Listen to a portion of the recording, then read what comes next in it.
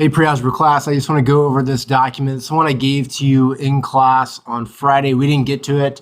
If you don't have a copy of it, there should be a few extra on the teacher's desk, but I need you to look through your notebook to make sure you have it because I don't have enough for everybody to get an extra copy. But here's how this is done. It's just like solving equations, but we have inequality symbols. So we are going to graph on a number line, and we're going to write the interval notation for it. So let's start here with number one. X plus 4.5 is less than negative 2. So the inverse of adding 4.5 is subtracting 4.5. Negative 2 minus 4.5. This one's easy enough we can do mentally. This is just like 2 plus 4.5. 2 plus 4.5 is 6.5. Anyway, so this is going to be negative 6.5. Don't forget the inequality symbol. X is less than negative 6.5. We then go to our number line. If you'll recall, when it's less than or greater than, we have an open circle. So there's an open circle here at negative 6.5. And I really should have negative 6.5 here on my number line. So at negative 6.5, we have an open circle. X is on the left side of our inequality symbol, so we are going to shade to the left. So that's why we shade to the left there. Less than, shade left.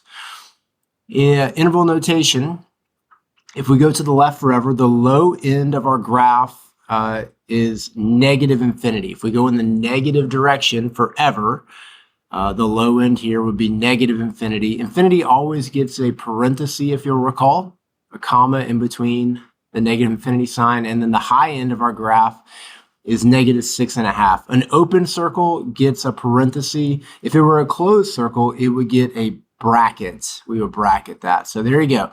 It is just like solving equations, but we do have to graph it on a number line, and then we have to write the interval notation. So if you would, please pause the video now, write down everything you see here on number one, understand everything on number one, and then I need you to try number two on your own. Once you've attempted number two on your own, unpause the video, check yourself, see how you did. I'm going to talk you through it. Pause the video now. All right, so here's number two. We are subtracting a negative. If you recall, when we subtract a negative, we have to add. So this is z plus 3/4 is greater than or equal to, I went ahead and changed 7.5 to an improper fraction. 7 times 2 is 14. 14 plus our numerator of 1 gives us 15 halves. All right, if we're going to solve for z, currently it's z plus 3/4 on the left side of our inequality. The inverse of adding 3/4 is subtracting 3/4. So it's 15 halves minus 3/4. We want a common denominator between 2 and 4. That common denominator is 4. So 2 times 2 is 4. 15 times 2 is 30. So 15 halves becomes 30/4. We subtract from that 3/4.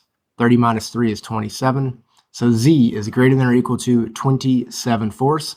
If you wanted to make this mixed number, which I recommend you do when it comes to graphing. Graphing a mixed number is much easier than graphing an improper fraction. How many groups of 4 are there in 27? And the answer is there's 6 groups of 4.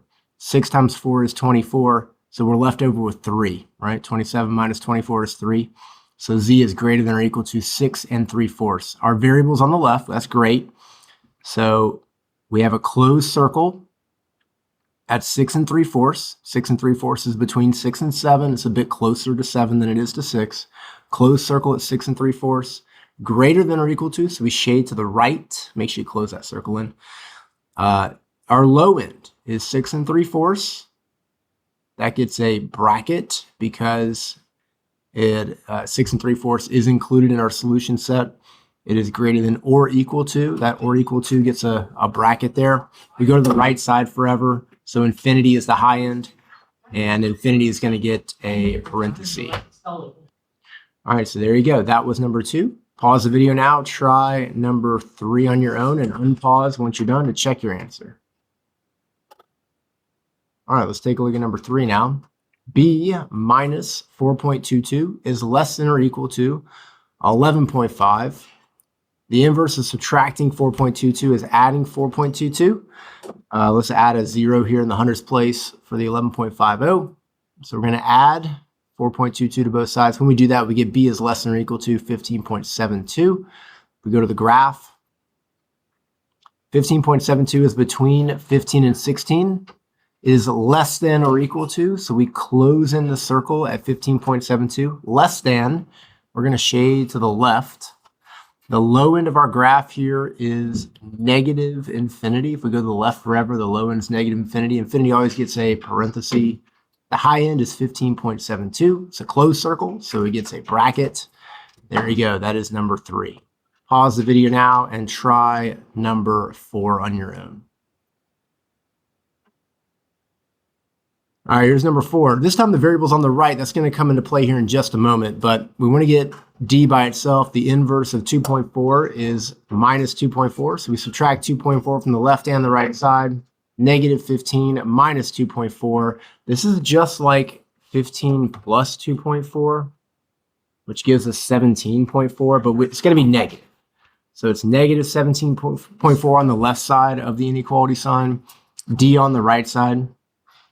It's a lot easier to graph when we have the variable on the left side of the inequality symbol. So we're going to flip this around. D on the left, negative 17.4 on the right. And when you do that, you need to flip your sign. So that sign flips from being greater than to less than. D is less than negative 17.4. On the graph, negative 18, negative 17, negative 17.4 is between negative 17 and negative 18. We're going to have an open circle at negative 17.4, less than, so we shade to the left here. Interval notation, we go to the left forever. So negative infinity is the low end. Infinity always gets a parenthesis. Negative 17.4 is the high end, so it goes on the right side of the comma. And it's an open circle, so it gets a parenthesis as well. All right, pause the video now and try number 5. Try number 5. All right, here we have 5/3 is greater than or equal to negative 1/4 plus u. Again, the variable's on the right. We're going to have to flip this around at some point in this, but not right now. The inverse of negative 1/4 is adding 1/4. So we add 1/4 to both sides. That becomes 0.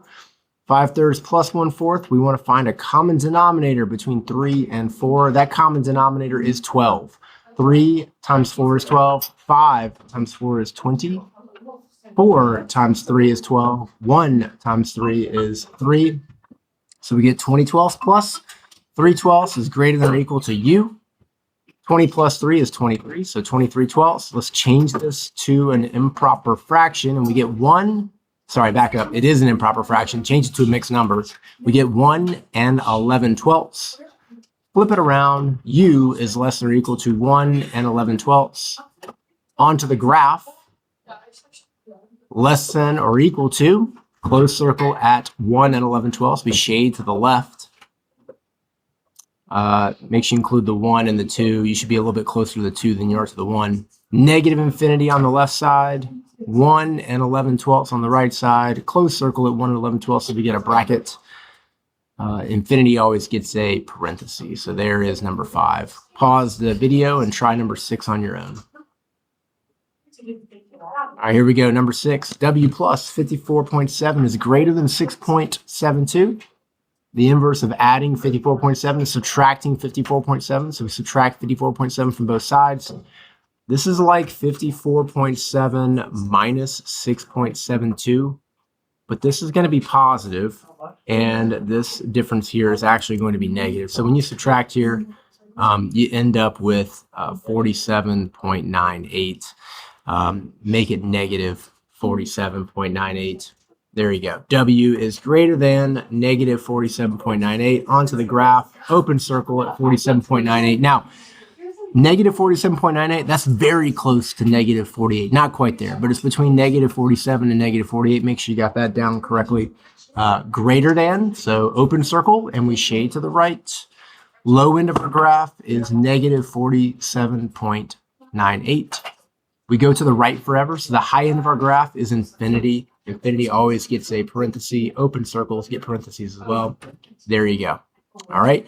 We also have some word problems that the sub should hand out to you. If you have time in class, work those today. You should have some time.